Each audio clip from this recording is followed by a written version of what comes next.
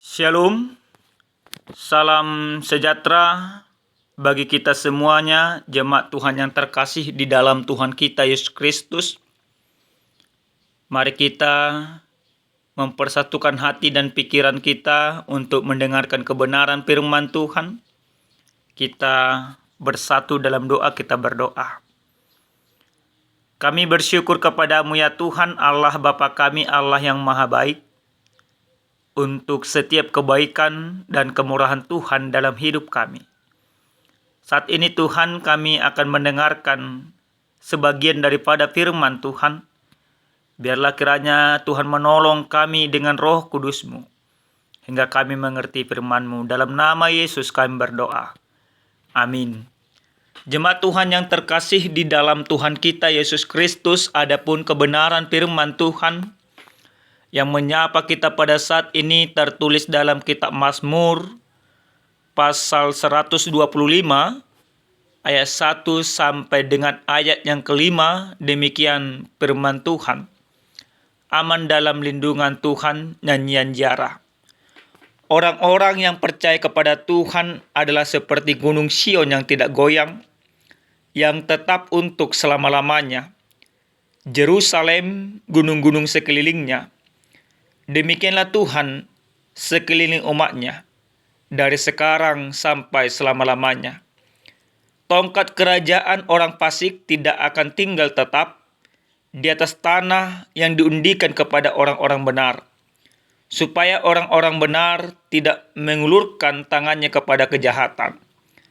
Lakukanlah kebaikan ya Tuhan kepada orang-orang baik dan kepada orang-orang yang tulus hati. Tetapi orang-orang yang menyimpang ke jalan yang berbelit-belit, kiranya Tuhan mengenyahkan mereka bersama-sama orang-orang yang melakukan kejahatan. Damai sejahtera atas Israel. Demikian pembacaan kebenaran firman Tuhan. Jemaat Tuhan yang terkasih di dalam Tuhan kita Yesus Kristus, hal yang paling kita inginkan, hal yang paling kita butuhkan di dalam kehidupan, yaitu untuk mendapatkan keamanan dan kenyamanan. Hal ini menjadi hal yang paling utama yang kita cari. Di mana kita tinggal, rumah yang kita diami, harusnya memberikan kenyamanan bagi kita. Pekerjaan yang kita lakukan harusnya juga memberikan kenyamanan bagi kita. Tapi apakah semuanya itu memberikan kenyamanan yang pasti bagi kita? Tentu tidak. Terkadang rumah yang kita anggap memberikan kenyamanan mau kemalingan. Pekerjaan yang kita lakukan harusnya memberikan kita kenyamanan. Terkadang ada tekanan dari atasan.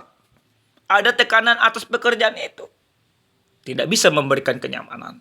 Lalu siapakah yang akan memberikan keamanan dan kenyamanan bagi kita? Tentu selaku orang yang percaya Bapak Ibu yang Tuhan kasihi, yang memberikan keamanan dan kenyamanan, yang benar-benar melindungi kita, yang tidak pernah menekan kehidupan kita, yaitu hanya Tuhan pencipta alam semesta. Tuhan yang mengasihi kita. Penciptaan yang Tuhan berikan kepada kita adalah untuk memberikan keamanan. Jemaat Tuhan, di dalam kebenaran firman Tuhan, dalam Mazmur 125 yang kita baca pada saat ini merupakan sebuah lagu yang dinyanyikan oleh umat Allah, yaitu orang Israel, ketika mereka berziarah ke Yerusalem. Ini nyanyian. Maka coba kita bayangkan Bapak Ibu, bagaimana orang Israel itu berjalan bersama, pergi ke Yerusalem untuk berziarah. Mereka menyanyikan nyanyian yang luar biasa, mengumandangkan kebaikan Tuhan di dalam kehidupan mereka. Nyanyian ini bersumber atas kekuatan sekaligus pengajaran bagi bangsa Israel bahwa orang beriman tidak akan tergoncang dan tetap tinggal untuk seterusnya.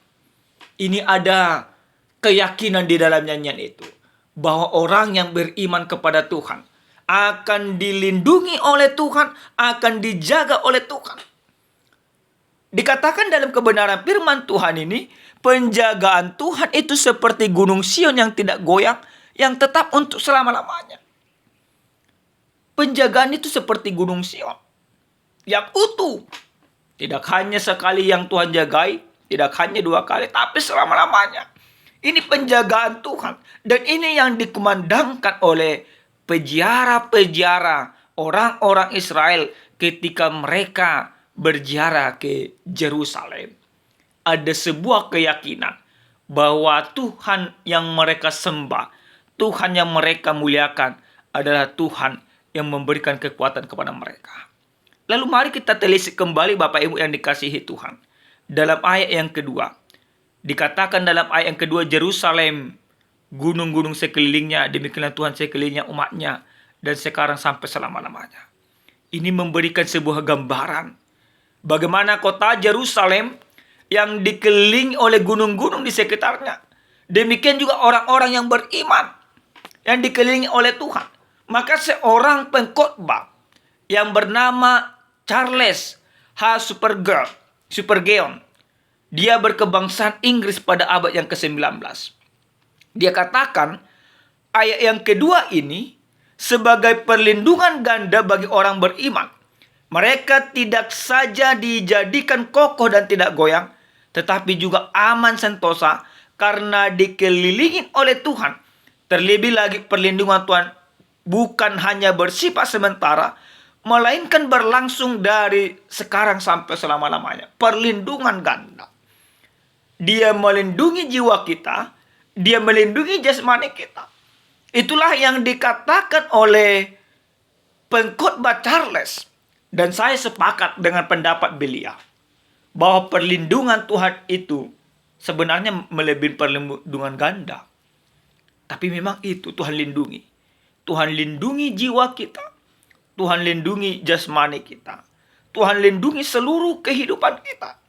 Dan tidak hanya kita sesungguhnya, tapi anak-anak kita juga akan Tuhan lindungi selama kita mau percaya dan berseru kepada Tuhan.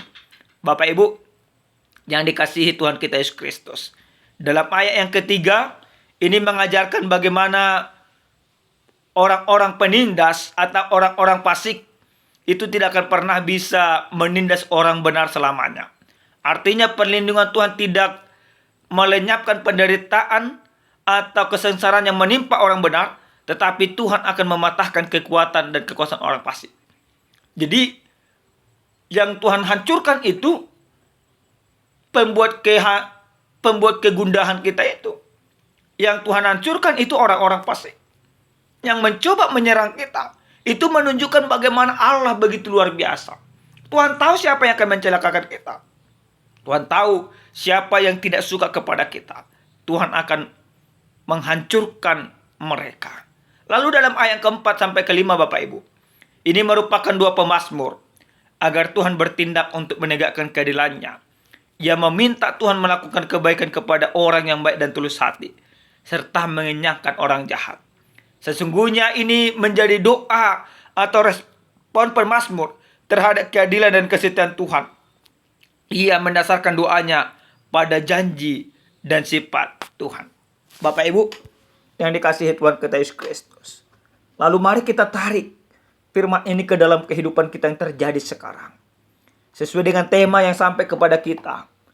Dikatakan Tuhan menjadikan segala-galanya baik.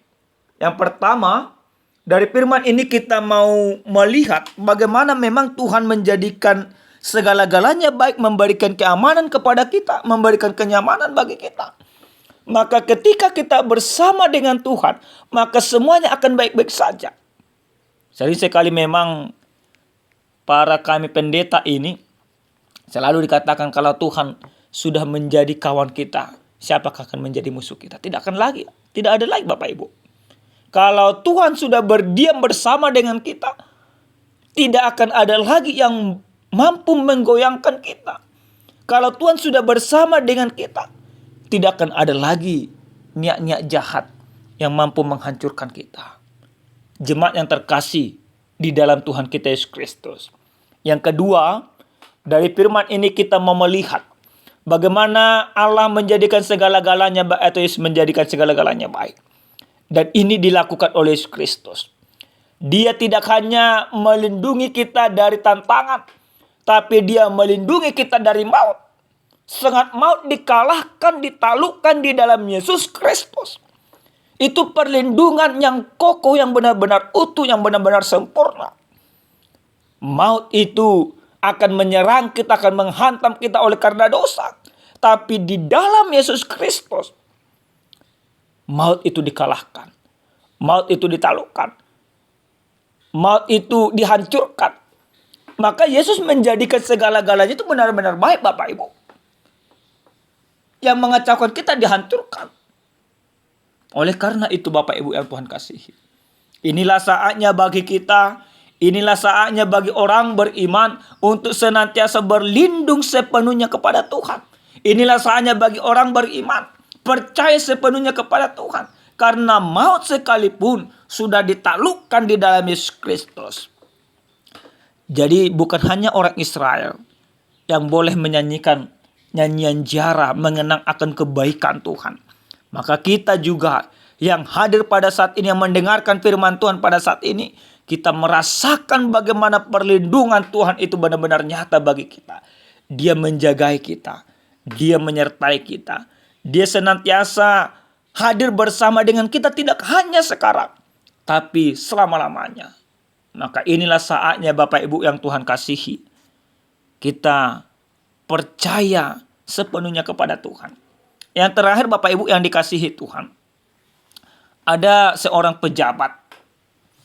Pejabat ini mungkin banyak orang mengenalnya baik, suka membantu gereja, suka membantu orang-orang susah dan lain sebagainya. Dan dia menjadi superhero bagi sebagian orang. Tapi suatu ketika ada tim penyidik KPK datang memeriksa. Dan akhirnya temuan KPK mengatakan bahwa si pejabat ini melakukan hal yang tidak benar. Dia membantu ini dan itu, tapi bantuan yang dia lakukan itu bukan dari hasil jerih payah dia, tapi hasil daripada mencuri. Maka ada ketakutan tersendiri bagi dia. Ketika terjadi pemeriksaan, dia pura-pura sakit. Ketika dia dipanggil, dia ada banyak alasan. Ketakutan demi ketakutan akhirnya menyerangnya. Padahal sebelumnya dia dengan gagah perkasa mempertunjukkan dirinya. Seperti tidak ada yang dia takutkan. Nah Bapak Ibu yang dikasihi Tuhan, akhirnya memang pejabat ini ditangkap. Nah ini mau menyampaikan kepada kita, ternyata memang ketakutan itu terjadi karena ada sebuah kesalahan bagi kita.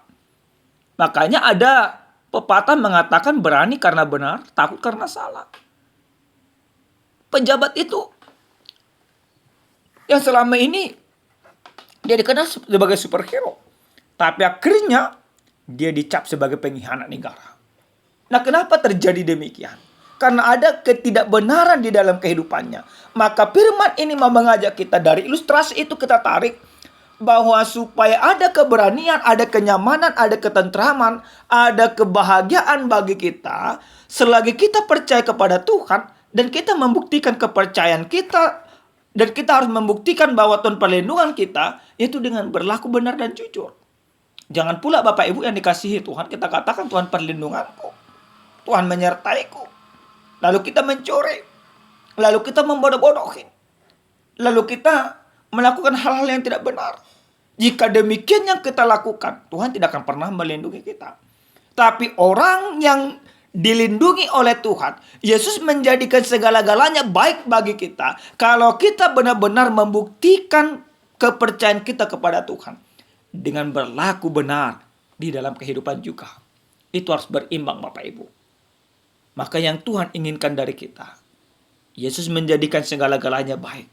Maka kita juga harus menjadikan apa yang sudah Yesus jadikan segala-galanya baik, baik juga bagi kita.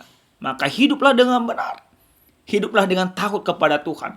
Jangan melakukan pelencengan-pelencengan yang membuat engkau ketakutan di dalam kehidupanmu. Amin, kita berdoa. Kami bersyukur kepadamu ya Tuhan Allah Bapa kami, Allah yang maha baik. Untuk firman Tuhan yang sudah kami dengarkan pada saat ini. Biarlah kiranya Tuhan, kami benar-benar hidup dalam perlindungan Tuhan dengan berlaku benar juga di dalam kehidupan kami. Terima kasih Bapa. Dalam nama Yesus kami berdoa. Amin. Shalom Bapak Ibu, Tuhan Yesus menyertai kita semuanya.